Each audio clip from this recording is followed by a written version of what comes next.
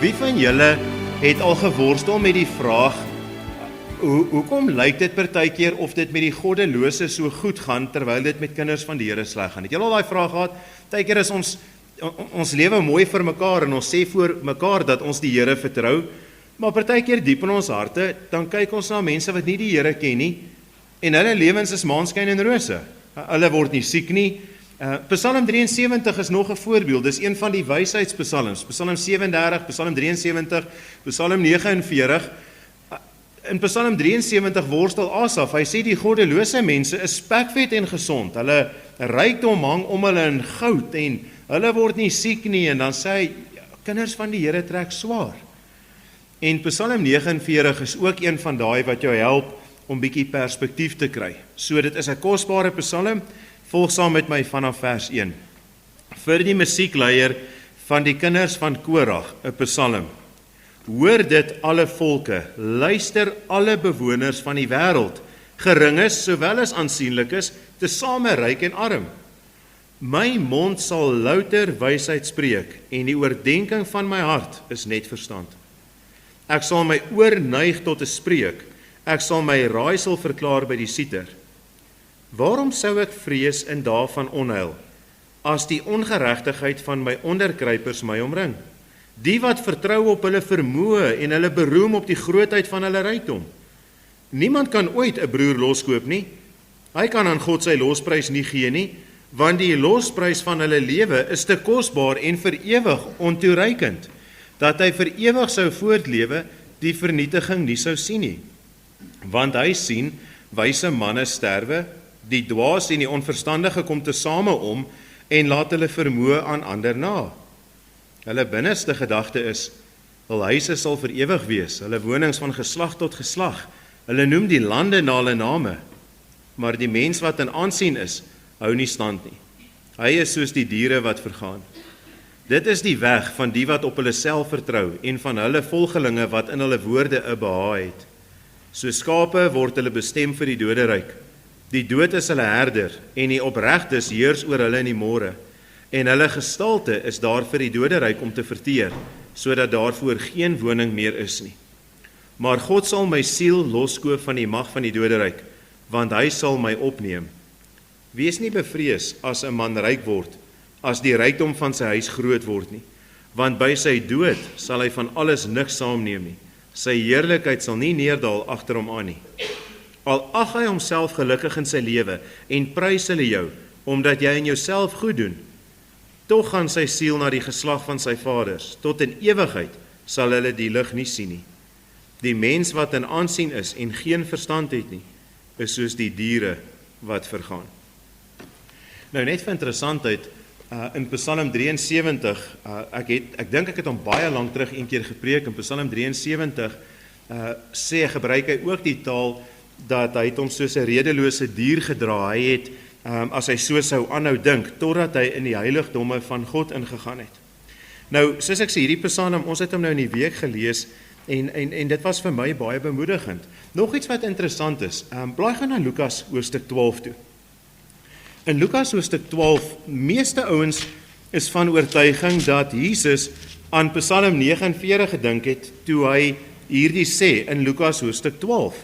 Kyk gou, julle ken die verhaal eintlik baie goed, maar ek wil hom graag vir julle lees. Dis die moeite werd vanoggend om dit reg te verstaan.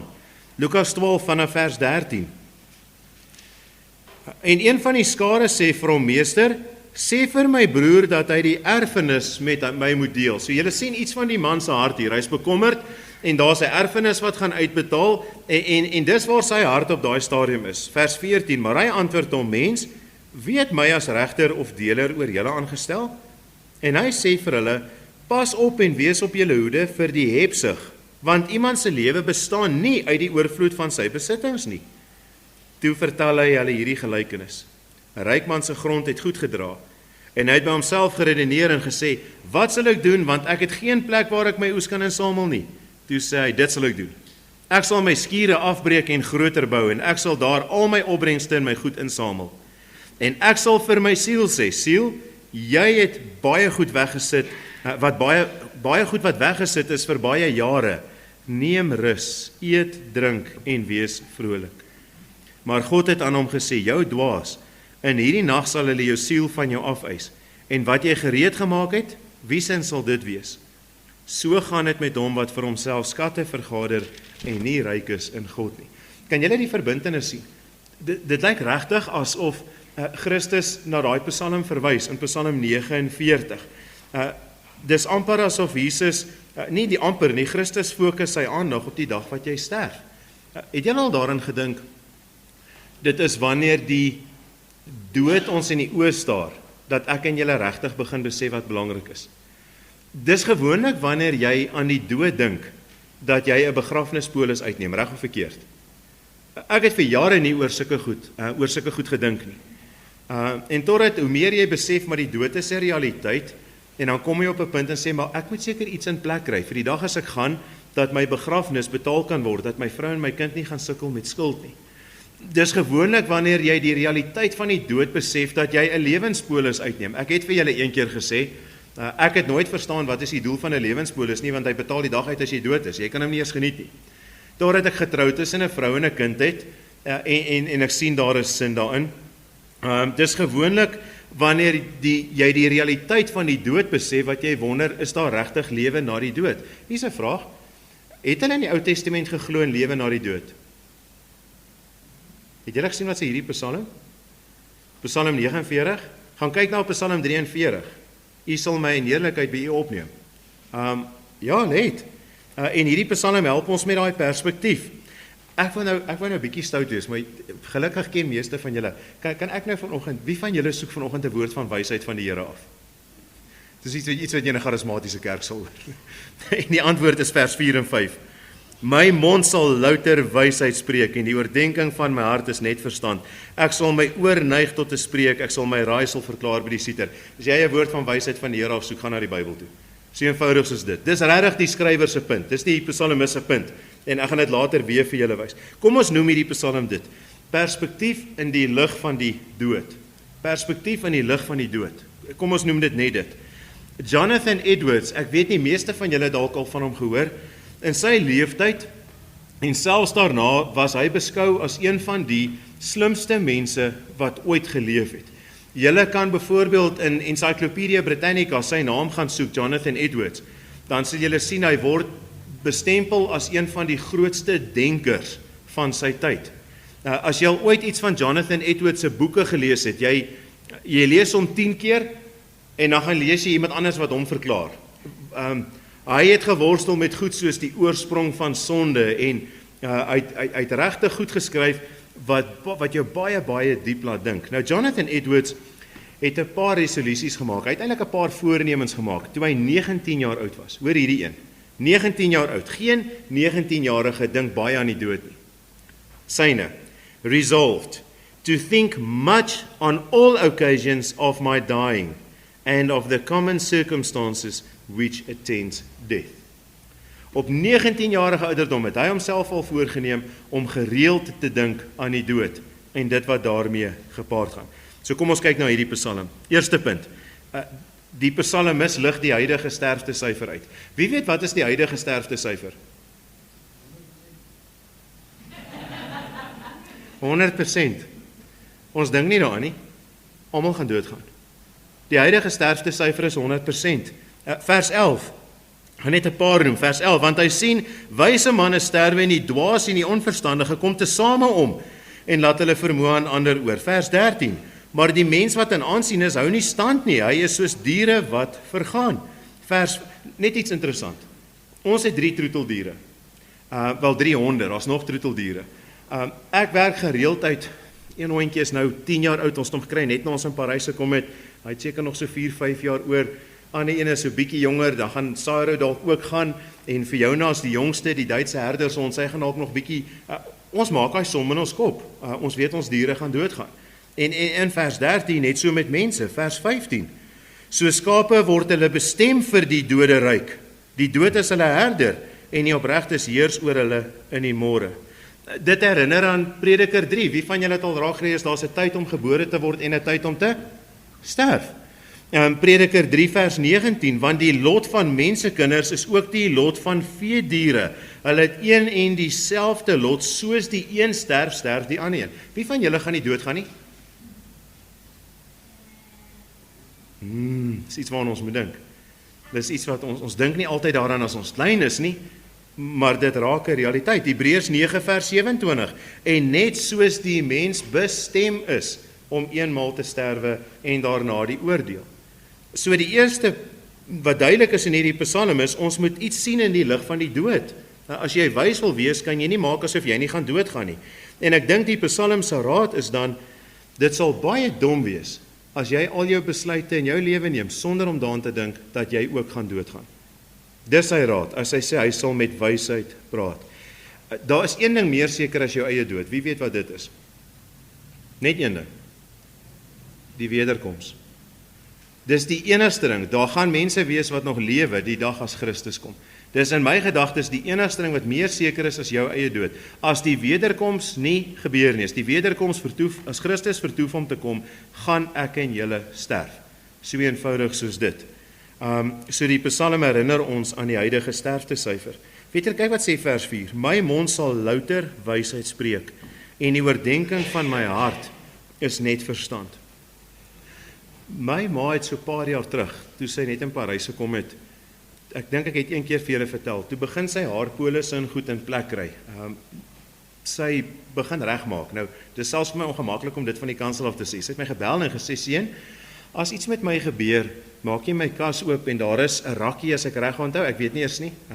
En my leer met al my polisse en goed is daar. En ek het haar in die rede geval en gesê, maar hierdie gesprek gaan ons nie nou hê nie.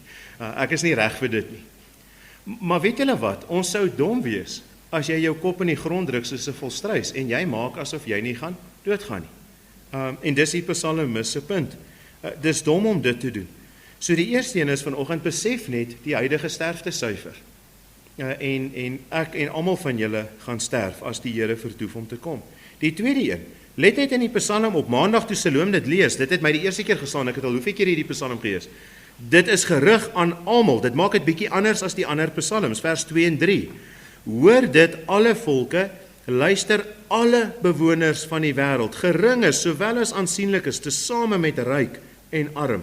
Gewoonlik sê die Psalms gerig aan die kinders van Israel of aan iemand spesifiek. Hierdie Psalm is gerig aan ek wou dit eers genoem het 'n Psalm vir die hele wêreld, want dis wat dit is. Dit is 'n Psalm vir die hele wêreld, alle bewoners van die hele wêreld, geringes en vernames, aansienlikes, rykes en armes. En net gou 'n punt vanoggend. Dis die Psalm sê nie dis verkeerd om ryk te wees nie. Wel dit som in die begin al sê. Hierdie Psalm sê nêrens dis verkeerd om ryk te wees nie. Daar is kinders van die Here wat regtig rykdom geniet tot eer van die Here. So die psalmis is nie teen rykdom nie. Inteendeel, jy kan arm wees en skuldig wees aan hierdie dinge. Sal nou so 'n bietjie daarvan wys.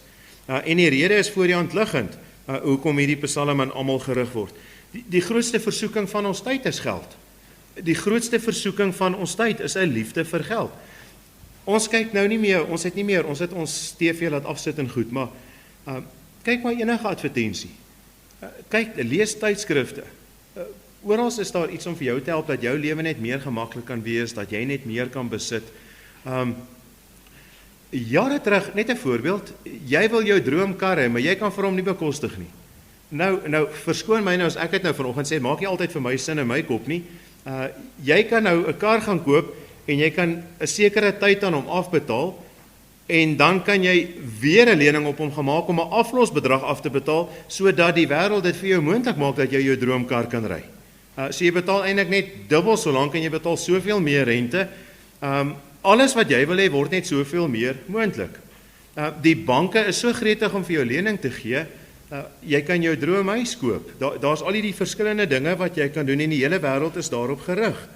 Dis hoekom jy oproepe kry van iemand wat sê, meneer, ons wil net vir jou sê, baie geluk dat jy so lank een van ons kliënte is en ons wil vir jou sê, ons het vir jou die perfekte posisie om te belê in die aandelemark. Ek het nou 2 keer sulke oproepe in die laaste 2 weke gekry. Toe ek vir die een vrou sê, weet jy, ek wil regtig nie nog geld hê nie, toe weet sy nie wat om my te sê nie. Maar dis hoekom jy daai 087 oproepe kry en daai nommers wat jy Truecaller op jou foon het, sodat jy nie meer daai oproepe hoef te antwoord nie. Want almal wil jou help dat jy net meer geld kan hê. Wanneer laas het julle vir by een van die groot dobbelhuise gery? Carnival City, Emperor's Palace, enige van daai plekke, daai parkering staan vol. En die gedagte is, as ek net die jackpot kan wen, dan is al my probleme op 'n einde. En die plekke is vol. Wat van as jy daai gelukkige een is, wat nou die lotto wen volgende naweek? So ruk terug was daar 'n lotto gewees, hulle het amper nie die ou opgespoor nie, ek weet nie hoeveel miljoen, was in die 30 miljoen, of 23 miljoen, wat niemand opgeëis het nie, en selfs ek het angstig geraak, daai kaartjie is verlore, kan hulle nie die ou kry wie se kaartjie dit is nie, en toe die ou na vore kom wie se kaartjie dit is, wat 'n gelukkige ou, 23 miljoen rand. Maar ons gedagtes in hierdie wêreld is so op dit gerig. Hoeveel keer het jy nie al gedink, ek sal net meer gelukkig wees as my skippie inkom? As hierdie finansiële ding net vir my reguit werk, dan gaan ek soveel gelukkiger wees. En die psalmis kom en hy skud ons wakker en hy sê kry ons prioriteite reg. Dink reg oor hierdie dinge. So die tweede punt dan, soos ek gesê het, in hierdie gedeelte, dis gerig aan almal. Derdens, hoor mooi, wanneer jy dink jy is veilig, maar jy is in die grootste gevaar. Wanneer jy dink jy is veilig, maar jy is in die grootste gevaar. Kyk wat sê vers 7. Die wat vertrou op hulle vermoë en hulle beroem op die grootheid van hulle rykdom, met 'n vraagteken.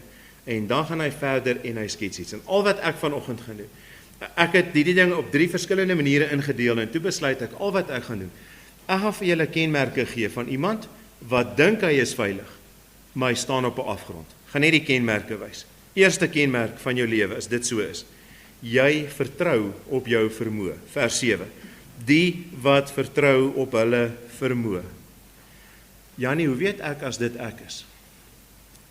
Dis wanneer jy in die aand as jy gaan slaap en die oggend as jy opstaan en jy gaan kyk na jou banksaldo en jy sê nee, ek is nog oukei. Dit gaan goed met my. Dis wanneer jy in die aand lê en jy dagdroom in die aand. Jy slaap nie, maar jy dink aan alles wat jy bymekaar gemaak het en al jou besittings en jy werk jou lewe vorentoe uit en jy sê ek is veilig. Al my polis en ek sê nie vanoggend daar's iets verkeerd met polis of iets nie, glad nie wat ek doen nie. Maar jou berusting is in daardie dinge. Jy voel veilig want jy het hard gewerk en jy het baie dinge bymekaar gemaak. Jy soos daai ou in Lukas 12. Weet julle daai nog iets in daai gedeelte, tweede punt in daai selfe vers. Eerstens jy vertrou op jou vermoë. Tweede ene, jy is trots op alles wat jy besit. Vers 7, die wat hulle vertrou op hulle vermoë en hulle beroem op die grootheid van hulle rykdom. Nou, dit doen jy al dalk nie voor die ander mense nie. Party doen dit.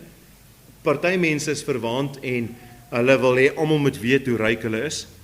Maar ek en jy kan dit in die geheim doen. Jy kan in jou hart dink, soos mense by die kerk instap. Ek het daar meer bereik as daardie of daardie. Ek het dit eenhand en ek dink nie die ou het gedink toe hy dit sê nie. Dit was 'n goeie vriend van my. Ek kon amper nie dink hy sê dit nie. Nou, hy het regtig op daai stadium redelik baie bereik in sy lewe en 'n ouer man en 'n vrou kom met 'n ouer karretjie ingery en ons staan buite die kerk. Ons gaan nou die mense groet. Dis nie in hierdie kerk nie hoor. En ons gaan die mense groet en hy sê die woorde. Hy sê ek het op 'n jong ouderdom soveel meer as daai ou bereik. Maar kyk hom so. Maar dit wys iets van wat in ons harte is. Jy kan partykeer na iemand anders kyk en in jou hart voel jy ek is daar meer suksesvol as daardie persoon. Dan is jy op hierdie gevaarlike pad. Jy meet jou sukses aan jou besittings. As jy met mense praat, vertel jy hulle graag van jou sukses en wat jy alles het. Derde kenmerk van so 'n persoon. In die geheim dink jy dit wat jy het is vir ewig. Vers 12. Hulle binneste gedagte is hulle huise sal vir ewig wees, hulle wonings van geslag tot geslag. En jy neem as ware eienaarskap van alles wat joune is en jy lewe asof jy daai goed net nooit gaan verloor nie. Jy dink nooit daaraan dat jy daai goed nie vir ewig gaan hê nie. Jy gaan dit verloor en jy dink net nie daaraan nie. 'n Vierde kenmerk. Hier is 'n interessante een. Jy geniet dit as jou naam op iets is. Kyk wat sê hy in vers 12. Hulle binneste gedagte is hulle sal vir ewig wees, hulle wonings van geslag tot geslag. Hulle noem die lande na hulle name. Nou, julle met my verskoon, ek kon nie help om te lag in ons land om te dink aan hoeveel goed na mense se name verander word as ek goed weet hierdie lees nie. Maar is vir jou lekker as iets aan jou naam verbind word. Jy sal jou stempel op dit wil afdruk. Dan sê dit vir jou, jy is suksesvol. En dis nie verkeerd om iets aan jou naam te vernoem nie, dis nie noodwendig verkeerd nie. Iets interessant hierdie week. En ek sê niks van die persoon nie, ek ken nie die persoon goed genoeg nie. Chester Williams was 'n briljante rugbyspeler. Ek weet nie veel meer van hom nie, so ek sê niks van die persoon nie. Maar dit was opmerklik. Ek kon nie help om daaraan te dink nie, dat net voor sy dood, wie weet dat sy reeks bier toe bekend gestel is? Ja, Chester Lager of so iets, wat bekend gestel is. Dit is die bier, daai bier word nou vervoer na Japan toe vir die wêreld rugbybeker, wat hy nie gaan sien nie. Nou, ek sê niks van hom nie. Chester Williams was in baie opsigte 'n baie nederige ou en 'n briljante rugbyspeler, so niks van hom nie. Maar hier's 'n voorbeeld. Jou naam kan op iets wees en jy gaan nie eers dit regtig beleef nie. Dit kan net so, dan is dit weg. So 4de ene, jy hou daarvan as iets na jou vernoem word. 5de kenmerk in die gedeelte. Jy dalk self nie baie nie, maar jy's 'n volgeling van ryk mense. Hy sê iets interessant in vers 14, die tweede gedeelte. Dit is die weg van die wat hulle op hulle self vertrou en van hulle volgelinge wat in hulle woorde behaag het. Die teks is nie teen ryk mense nie. Jy kan brandarm wees en skuldig wees hieraan. Jy's die ou wat al die miljoen rand selfhelpboeke op jou rak het. En jou held is die ou wat op 24 'n miljonair was. Jy kyk top billing, living the good life en jy wens eendag wil jy ook so lewe. Dis jou lewe. Jou helde is die ouens wat baie geld gemaak het en jy lees al hulle stappe want jy wil ook bereik wat hulle bereik het. 6de kenmerk. Jy ag jouself gelukkig oor jou sukses, vers 19. Al ag hy homself gelukkig in sy lewe en prys hulle jou omdat jy aan jouself goed doen. Ek sal nou iets daaroor sê. Weet julle wat? Ons het in ons westerse samelewing vir daai ding 'n Christelike baadjie aangetrek om te sê jy ag jouself gelukkig. En nou moet julle my reg verstaan vanoggend. Wanneer dit met ons goed gaan en ons baie besittings het en jou bankrekening is dalk miljoene rand sterk, dan sê kinders van die Here, en dis nie altyd verkeerd nie, dan sê ons, "Eeuw, die Here seën my." En dis nie noodwendig verkeerd nie. Natuurlik is daar kinders van die Here wat rykdom geniet en wat deur die Here geseën word. Maar wat ons daarmee bedoel is, partykeer, as ek na my huis kyk en dit wat ek op my naam het en al die dinge, dan sê ons die Here seën my, asof die ou wat niks het nie geen seën van die Here beleef nie. En dis nie waar nie. Die ou wat in die noorde van Afrika sendingwerk doen en sy hele huis met sy gesin is so groot soos jou kombuis, geniet dalk baie meer seën van die Here as wat jy met al jou besittings geniet. Die Here seën hom in sy werk tel vir die koninkryk en daar's soveel meer dinge. So die teks help ons om net perspektief te kry as jy jouself net gelukkig ag oor wat jy besit. Nee, wat van die kinders van die Here wat niks besit nie? Paulus in Filippense 4 vers 13, vers 11 en 12. Ek weet dit wat dit is om gebrek te hê, ek weet wat dit is om honger te ly en tog sien hy homself as 'n geseënde van die Here. So ons moet reg dink oor dit. 7de kenmerk, die laaste ene voor ons aangaan. Jy doen alles wat jy doen net vir jouself, ook in vers 19. Al ag hy homself gelukkig in sy lewe en prys hulle jou omdat jy aan jouself goed doen. Jy is nommer 1. Jy doen soos wat die wêreld sê, as jy nie vir jou sorg nie, sal niemand vir jou sorg nie. En nee, Janie, ons is nie so nie. Hierdie goed kruip in jou hart in. Kom ek noem dit op 'n manier. Ek sal my bydrae vir die Here gee, sodra ek dit of dat in my lewe bereik het. Wie staan eerste? Dis verkeerd om. Ek sal ander mense help, sodra ek hierdie neseiertjie bymekaar het. Partykeer wys ons hart hoe ons dink, meer vir ons hoe ons regtig is. Jy dink gereeld, byvoorbeeld, wanneer 'n krisis dreig, hoe gaan ek dit maak? Nee, onthou jy die heel eerste ene, jy maak nie staat op jou besittings nie. Jy doen alles wat jy doen jy vir jouself. Nou wat die psalmis nog doen is, hy skets die gevolge. Lees dit saam met my van vers 7. So nou weet ons hoe die persoon lyk. Kyk na die gevolge van vers 7. Die wat vertrou op hulle vermoë en hulle beroem op die grootheid van hulle rykdom, niemand kan ooit 'n broer loskoop nie. Hy kan aan God sy losprys nie gee nie. Want die losprys van hulle lewe is te kosbaar en vir ewig ontoereikend. dat hy vir ewig sou voortlewe, die vernietiging nie sou sien nie. Want hy sien, wyse manne sterwe, die dwaas en die onverstandige kom tesame om en laat hulle vermoë aan ander naar. Jy besef nie, dit maak nie saak hoeveel geld jy het nie, jy gaan nie 'n dag langer lewe nie. Dit is een van die dinge wat jy moet raak sien in hierdie stuk. Weet julle wat sê die teks? As jy vers 8 en 9 kyk, jy kan God nie omkoop nie.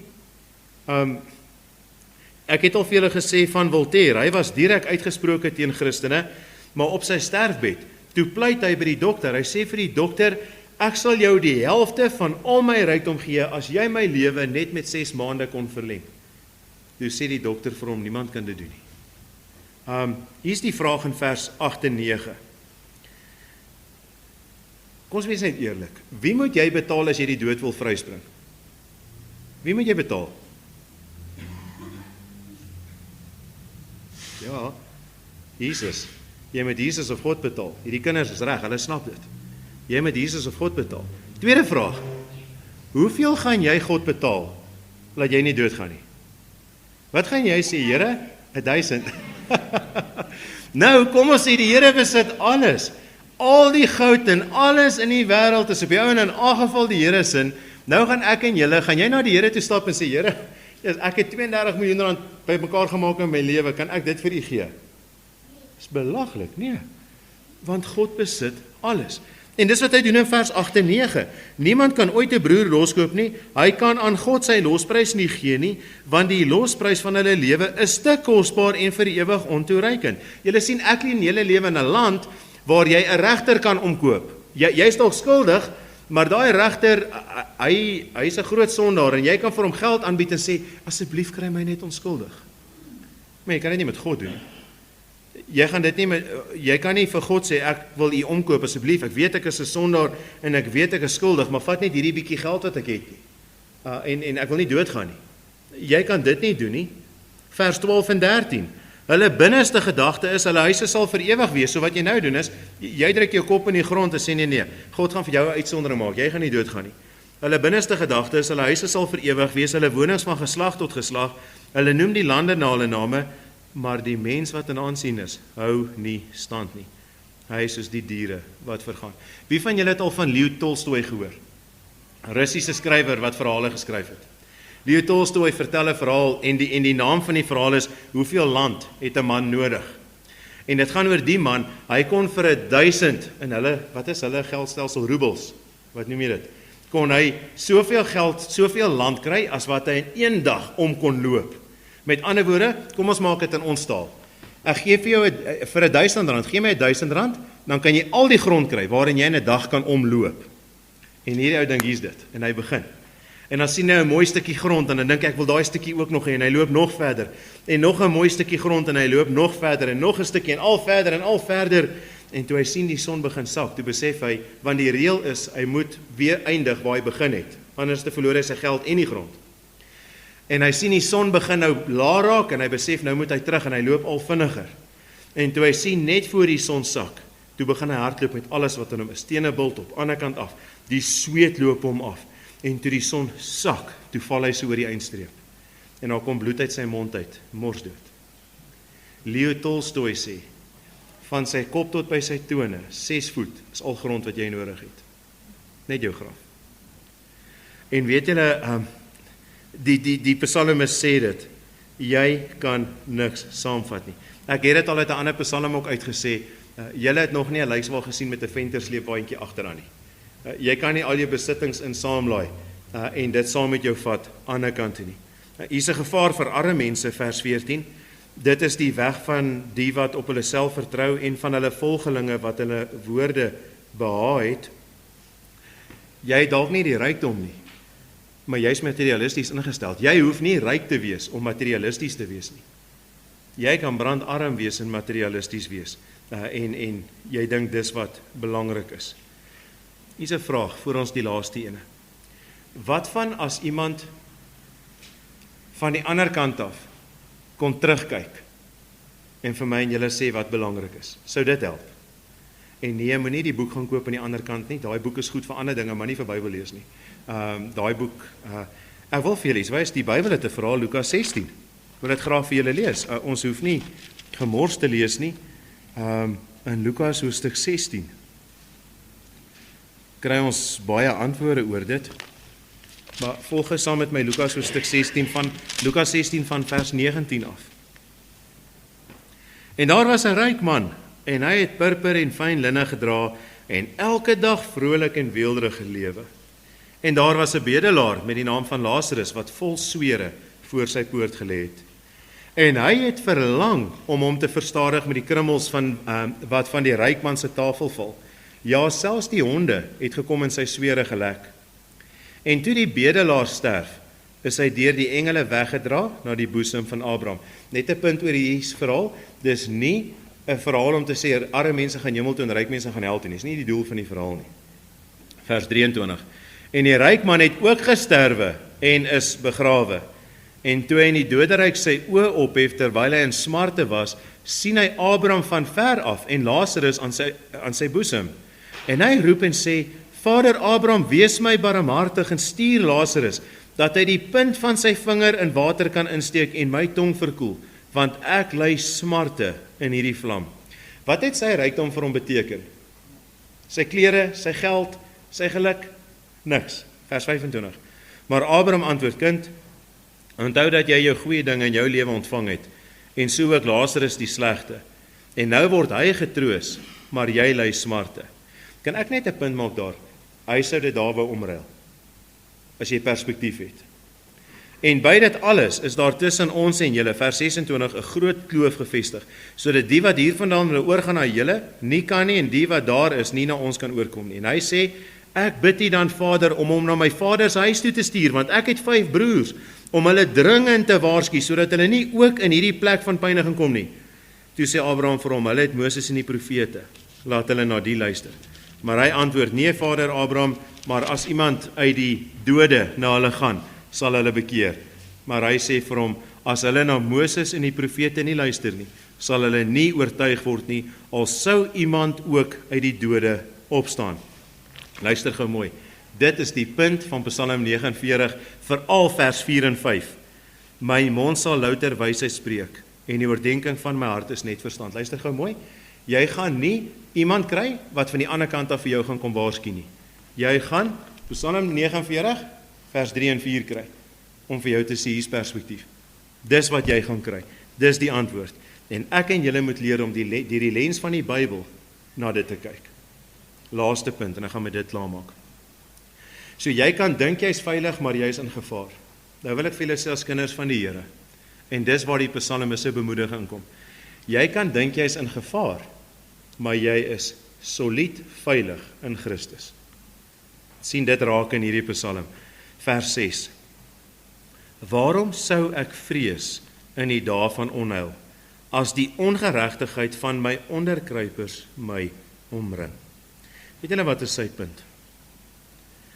Ek en julle as kinders van die Here voel dikwels onveilig in 'n land wat beheer word deur korrupsie en al hierdie mense met al hulle mag en al hulle geld. Partykeer kan ons net opreg genoeg wees om te sê, ek en julle kan nie 'n duit aan hierdie land verander nie. Die vernaamste in hierdie land, en maak nou nie saak, vergeet nou Suid-Afrika, die vernaamste in die land waar jy leef of in iewers oor die wêreld is, hulle is die ouens wat die dinge beheer. Hulle is die ouens wat jou onderdruk. Hulle is die ouens wat jou lewe vir jou regtig bitter kan maak. Hulle het die geld, hulle het die magsposisies, en die skrywer se punt is, hoekom dink jy moet vir hulle vrees?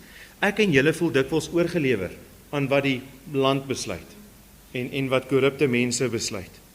En die psalmis help ons met dit. Kyk wat sê hy, hoekom hoef ons nie bang te wees nie. Kyk gaan na vers 15. Daar's eintlik baie, maar vers 15 mag ons nie mis nie.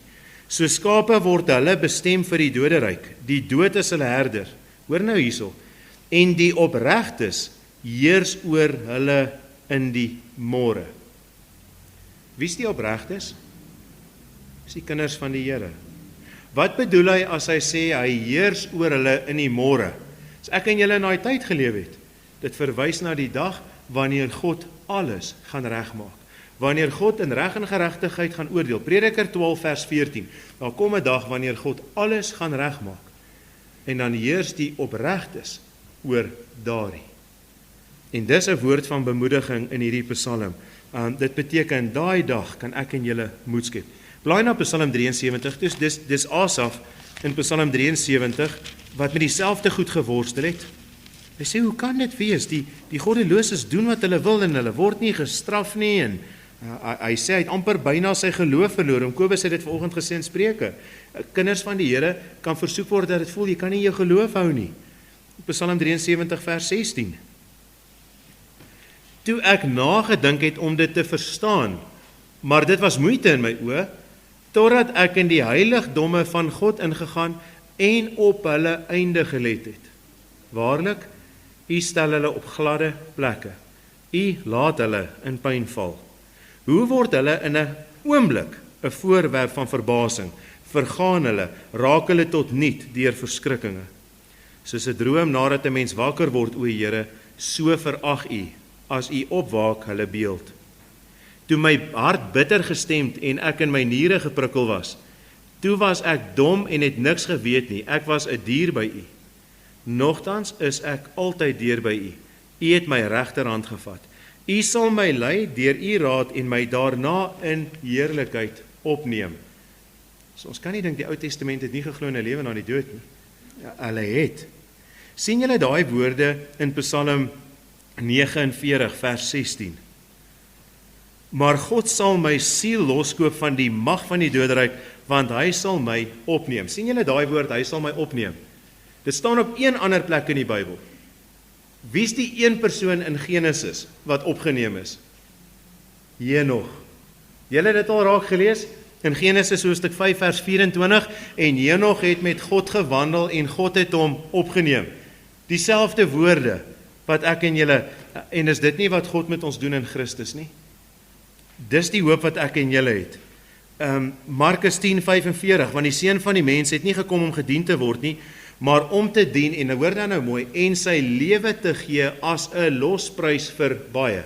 Weet julle wat is die punt van vers 16?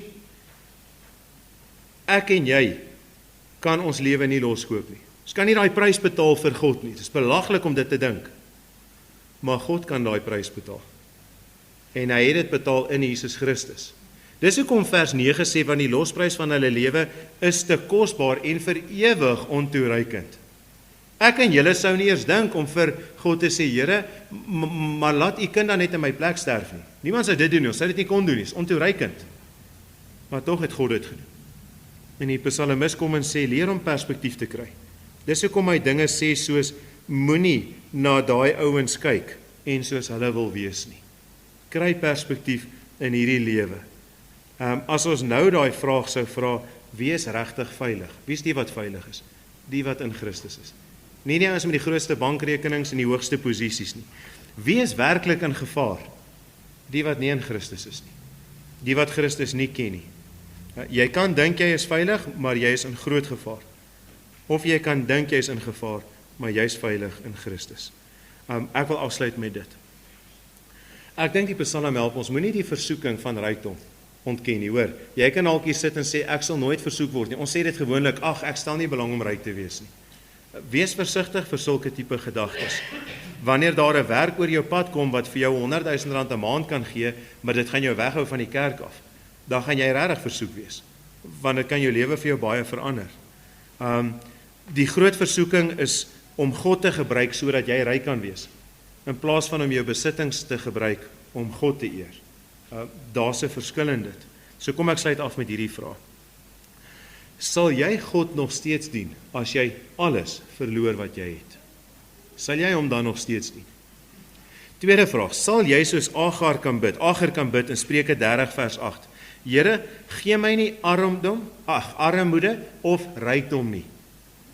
Laat my geniet die brood wat vir my bestem is. Hier is die vraag, is jy vergenoegd met wat jy het? Of soek jy die heeltyd meer? Derde vraag, is God self jou grootste vreugde, of is die dinge wat jy het jou grootste vreugde? Die heel belangrikste vraag, is jy vanoggend seker jy is in Christus? Is jy seker God het die losprys vir jou betaal? Want jy self gaan hom nie kan betaal nie. So hoekom lewe dan vir iets wat jy in elk geval gaan verloor, in plaas van om vir hom te lewe wat jy nooit kan verloor nie, vir Jesus Christus? So ek bid dat dit ons sal help dat ons perspektief kan kry. Ek lees 'n ding, ek weet nie wie dit geskryf nie, is net 'n aanhaling. Die persoon sê, ons hoor gereeld, life is short, enjoy it. Maar wat van eternity is long, prepare for it. Ons moet ons perspektief regkry. Kom ons bid saam. Here, ons weet vanoggend, dis die een ding wat nie een van ons gaan vryspring nie, die dood. En ons weet, soos Hebreërs 9:27 sê, die mens is bestem om eenmaal te sterwe en daarna die oordeel, so ons weet, die dood loop uit na die oordeel toe. Ons gaan voor God verskyn as regter. En ons bid vanoggend dat U ons sal help, dat ons reg sal dink oor dit. Dat die lewens wat ons nou leef, dat ons sal leef in die lig daarvan. Ons weet vanoggend dat elkeen van ons verdien om verlore te gaan. Maar ons dank U vir ons Here Jesus Christus, hom wat sy lewe as 'n losprys gegee het vir baie. En ons bid dat ons daarvan meer seker sal wees as enigiets anders. Voordat ek my volgende rand maak, dat ek eerder meer seker sal wees dat ek in Christus is. Help ons om hierdie hoop ook daar buite uit te lewe, in 'n wêreld waar mense rykdom najaag en aan U nie eers dink nie. Dat ons sal doen soos die Psalm sê, ons wil dit sing, ons wil dit uitroep en almal daar buite moet luister. Ryk en arm, of jy onbekend of bekend is, almal moet dit hoor. En ons bid dat ons dit ook sal uitdra. Ons bid dit in Jesus naam alleen. Amen.